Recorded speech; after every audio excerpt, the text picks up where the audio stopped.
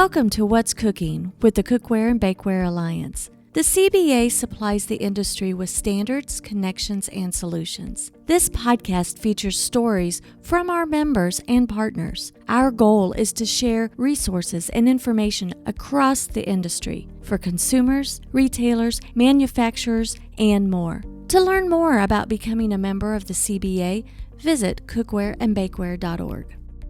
Hi there, Gayla Scrivener here, producer of the What's Cooking with the CBA podcast. So glad you're joining today. It was June 1922. That was the official formation of the association we now know as the Cookware and Bakeware Alliance.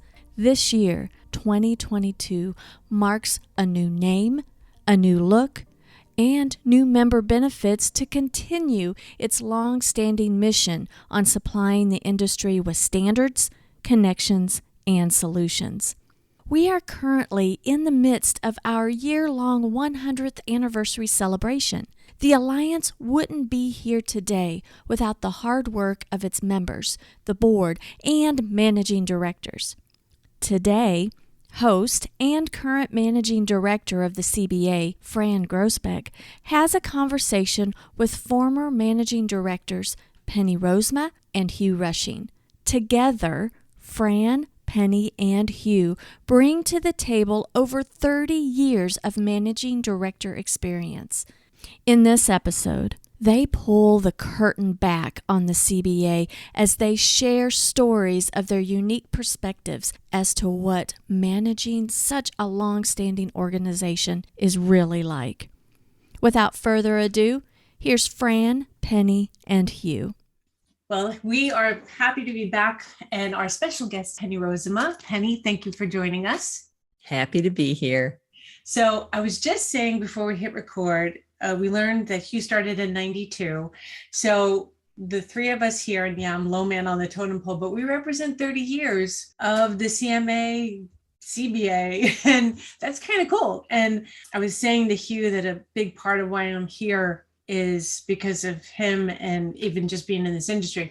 But another part is my connection to you, Penny. To have you both here is incredible, and I thank you both. This will be part of the 100th anniversary celebration kickoff. And what's really cool is our actual anniversary is June 1922. I keep messing up the date, is the anniversary.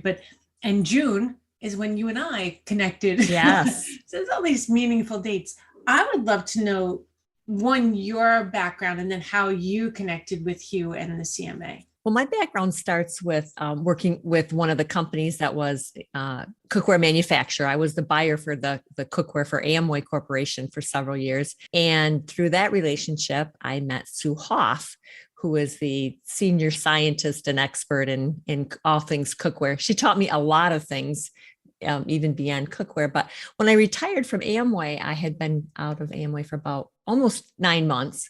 And she sent a note to me saying the Cookware Manufacturers Association, at that time was the name, was looking for the managing director. And I thought, I don't know. And so one of the first things I did was I called the existing managing director, Hugh Rushing. Do you remember that call, Hugh? I do. You might not remember it as well as I do. What I thought I was going to do was eliminate, because I thought I'm going to talk to this and see how much he'll share. Hugh was incredibly open. He was very kind. And I had two big questions for him. One was, what's the board like? Because you report to a board and they can be a showstopper for you. And then my second question was, what's the membership like? And he told me the board was amazing. And he was right. And he told me that the membership was amazing. And he was right. And I remember leaving that conversation. I don't know if I ever told you this, Hugh, but I went into the kitchen and I'm talking to my husband. I'm like, I don't know. I think I'm going to apply for this. It might be very interesting work. And it was. And I just had a great time. My tenure there was just very challenging. We had a couple of things come up with, truth in labeling, and some other items that came up that were always, and as you know, Fran, there's always something to stimulate your day, but I really enjoyed it. And especially working with you. Yeah, that was, he was great. It was a great transition. I really enjoyed it. So how did that transition go? So Hugh had spent 3 months in the winters of Wisconsin to do his transition. How did you transition in the role? I was thinking about that when we talked, we were going to come in on this call. And I remember Hugh telling me that, he spent his winter in Wisconsin coming from the South. That was an experience, I'm sure. And the file cabinets, Hugh, didn't you move dozens of file cabinets of information? I went through in Wisconsin and discarded probably several hundred pounds of carbon copies, onion skin copies. They had a copy of everything they'd ever done. We kept the minutes, and we kept the statistics, and we kept the financials.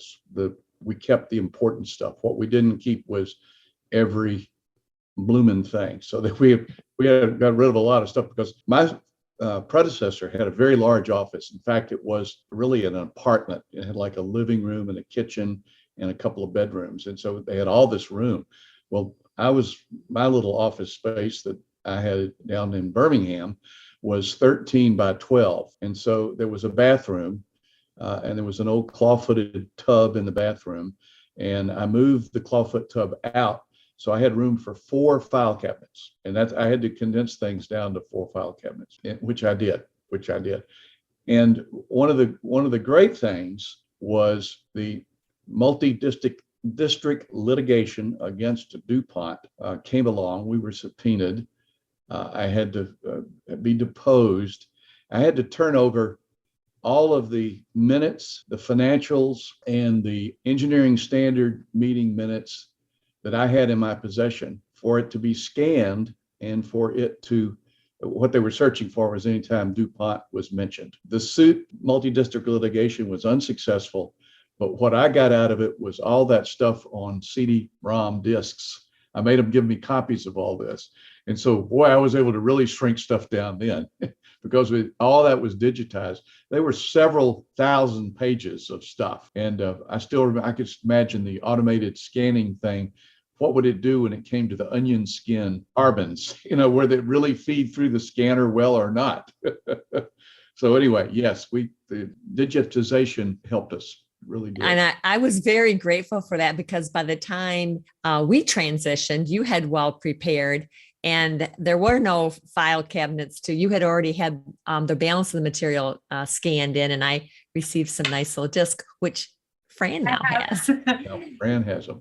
And we've gone a step further. So I've taken everything from your discs and Penny's files, and we have a external drive that's backed up, because this is, it's not just important for legal and business, association management, but it's history. And so I have protection on protection on the drive. And then when in that transition too, then I spent a couple of days with Hugh in Alabama, and then he came up here and spent 3 days, I think, or 2 or 3 days together. So, and that was over a 6-month period, similar to what you and I did, Fran. The transition was a 6-month period, and I can't remember, did we use Zoom back then, Hugh? Because we had a lot of meetings after that, or was it GoToMeeting? I don't think it was so much Zoom. It was a free conference call or something like that. We spent a lot of time on the telephone with each other. Did. And we could share screens through some miracle thing. I think it was before Zoom actually was introduced. Yeah, but we traveled a lot, because the one thing I did not do when I came on board was, you basically saw people at the trade shows. And since there were 2 of those a year, or 3 with the gourmet show being in April, you got to see a lot of people. But I was determined early on in my career with the association I was going to try to see every member face to face at least every year, if not every year, at least every 18 months. I wasn't always successful in being able to put that together, but I thought it was important when Penny came on board, we see as many.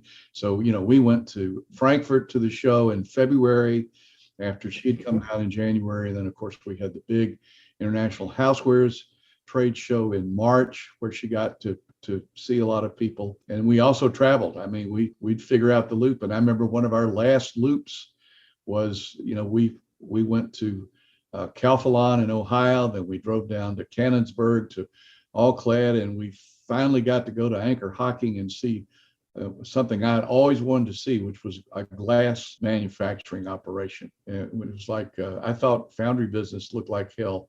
I discovered that glass manufacturing was even worse. That was a blast. I really enjoyed that, being able to meet with all the different members, face to face. And of course, when Fran came on board, what was so gracious about that was she had already had so much exposure and experience with all the members. So that really helped us trim. And plus COVID was on, so we wouldn't have been able to, visit as well anyway. It's good stuff. As you talk about the face-to-face, but I can picture being in the conference room with Penny. I can picture meetings with you, Hugh. And I remember that really meant a lot. Like when I was on the member side, I remember it meant a lot. Like it was in the calendar from, and this is back in my Woodford days, so it was from Dave down, down to me, make sure the CMAs come in, be in this conference room. Let's talk to them and see what they have to say and share. And it really meant a lot doing that. And I'm excited that the world is, well, hopefully staying open. And I'll get to do that this year. I can't wait to see. I've never seen cast iron be made, so I can't wait to see. That's really fun. Yeah. And there's, and even just some of the locations, I'm just excited to get to travel and see everybody. So it'll be a fun year. So Penny, do you have any stories, funny or otherwise, that you'd love to share about, whether it's in board or members or just a trip that you went on, your best memory? I was kind of thinking about this when you mentioned that you were going to call, and I there's, a lot of little stories. Of course, I loved going to Frankfurt. And Hugh gave because we were on two different flights. I'm coming from, Michigan, and he's coming, but we met in Frankfurt, and he gave just fabulous directions. I'd never been there before. I hadn't been to Ambiente. I hadn't been to the hotel that we were staying for. So he did a spectacular job giving me good instructions, step by step. And that was a great experience. The one thing that was kind of baptism by fire, and I don't know if Hugh even ever knew this, we had already set up my first conference alone, our first meeting alone with the members would have been at Copper Wind, which you had been there before, this boutique hotel, and it had been a great experience. People really loved it. I think they were, by the time we redid it in the first event that I had, I think they were maybe in chapter 11 or something like that, because the staffing was, and I don't know how you predict something like that. Fran and I have talked about this before. It's just, what are you going to do? You've got a contract and there's nothing, you just kind of go with the flow. Maybe you'll think this is funny because how much the membership loved to kind of gather after the event, or after dinner. They'll head towards the bar or the fire pit or whatever, and they'll have a conversation. And I had not stayed up late for it, but on the next morning I got up and they said, "Yeah, we all gathered around the bar 8:30 or so." And when they just had gotten up to the bar, the bartender says, "This is last call. We're closing." And it's kind of a isolated place. It isn't like they could go across the street and go to a bar or something. It was really nice. It was a beautiful little boutique resort. And I went up to, and I remember telling Fran when I transferred her and we get ready for contracts, I say, "I know this sounds stupid, but when you do the contract, you have to ask them, how late is the bar open? Is there some other options?" And the other one was that just comes to mind, Hugh, is the first one you took me to that we did in San Antonio, maybe. Can't remember where it was, but the fire alarm went off on the one speaker 5 times during one speech. Mm-hmm. Do you remember that? I remember that. So that was the other thing I told Fran. I said, you just have to ask them, do you have a fire alarm testing and when is it? And yeah, it was funny. We happened to intersect the date that their insurance company was there for the fire alarm tests. And of course, they're doing it in the middle of our meeting. And we had the CEO of Wayfair, remember? Yeah. Yes. He was great. The speaker, I believe, when it was going off, And he was great. He wasn't upset at all, but boy, I was upset. and again, you can tell how kind the membership is. No one, threw a hissy fit. Everybody was very gracious and we just plowed through it. But yeah, it wasn't something we kept either texting, I don't remember how we did it, but going back to the banquet manager going, like, "What's going on?" She says, "Oh, for sure. That was the last one." It won't happen again, right? It won't happen again. Third one, fourth one. I have a cheat sheet of all the things I learned, depending on all those little things that we could probably write a book, the three of us. Yeah. And the things like whether it's a contract or just it's like in product development, right? So it's in the things we write. Sometimes people think, well, why are they outlining this? If it's been identified as something you have to follow, somebody experienced it. Somebody experienced it somewhere. And I guess the only other thing I would say is just the mind-boggling Excel programming that Hugh had done. It blew my mind. And you were self-taught, weren't you, Hugh, with all the Well, when I started, they had barely invented Excel. I was sort of, it was interesting because I had taken an MBA in 1983 and there was no computer anything then. I mean, we wrote our papers in longhand and all that sort of stuff and did the research with hands and all that. But yeah, I was sort of self-taught. I had taken it wasn't an online, it was a book called How to Write Programs in BASIC. And I had written an inventory control program when I was in the manufacturing business. We used to have to count every casting every 6 months. Took 4 days with full staff, everybody weighing castings. You would take a sample, 5 pieces weighed 25 pounds, therefore this, and you have to take the tear off, which the box was, and then you do also. So I said, this is nuts. This is costing us thousands and thousands of dollars. Well, there was no program then. There was no VisiCalc. VisiCalc came later. So I wrote a basic program that we ran it for 6 months, and then we did a full count, and then I did a printout that said, here's what I think we have on hand. It was within 0.5%. So I immediately saved the company a lot of money. And I also trained myself then when VisiCalc came out, because I transferred all that to VisiCalc. And so I had a little, I'd done one of those online, you buy the book, VisiCalc for Dummies, and went through it like that. But a lot of it was trial and error. But when I began my career with the CMA, the statistic program was written in BASIC, but the guy had it protected, not my predecessor, but the fellow he used. So the first thing I had to do was to buy the key so I could get into the program and understand it. And that's when I started rewriting it. And that's when I put it over on Excel spreadsheets from there.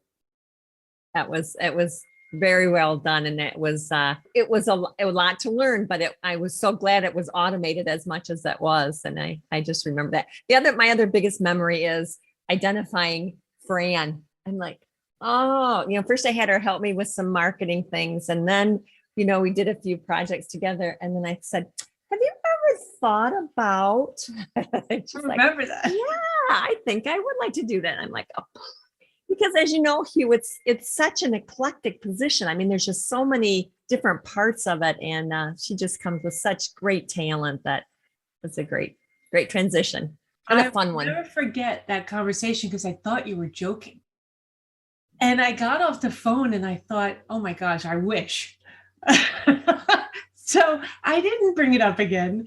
And then a couple of days later, you were like, okay, so this is what we should do to start thinking about, how you would interview for this. And I remember getting off the Zoom call and running up to my husband and going, it was real.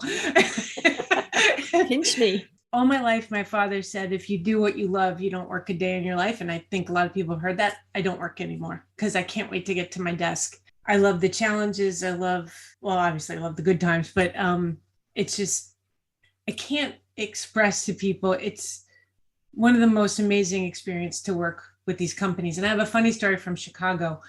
So I spent 20 years of my life with Whitford nonstick companies. I go running up to the Illog booth, and I know them. It's such a wonderful industry because of the CMA. I was friends with, but I jump in the booth. I go, I'm allowed to be here now. Oh yeah. So it's just. It's a job. It's a job that is, in one sense, very controllable by the person that's doing this because it's the one-man band. But I would hate to think how the association would manage if it didn't have self-starting people in this position, because nobody, as I used to say to people, when our members get up in the morning, and look at themselves in the mirror, the first thing that pops in their mind is not, what can I do for the CBA today? It's just not job number one. Job number one is their company. And so your job as the managing director is to look in the mirror and say, what am I going to do for the CBA today? And then you can, like you say, you don't have to work. You just have to figure out what to do. What to do and how to get it done. And it's really rewarding, especially just went through my first process fully on a new standard. And that was an incredible process. And at one point, I remember I was on a call and I'm listening to, members talk, and I'm thinking, who's talking to each other, sharing information, being cooperative. And it was like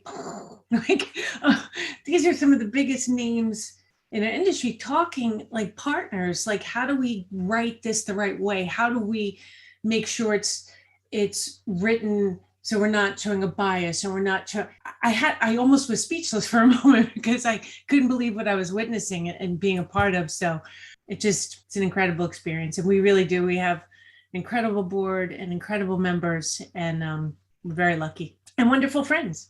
Yeah, that's right. Lasting friendships. That's a big part of it, is the friendships you form here. I will never forget when a big issue first hit nonsticks about 15, 16 years ago. Dave Willis walks out and goes, let's call Krista Kaiser from DuPont. We knew Krista, that was his go-to.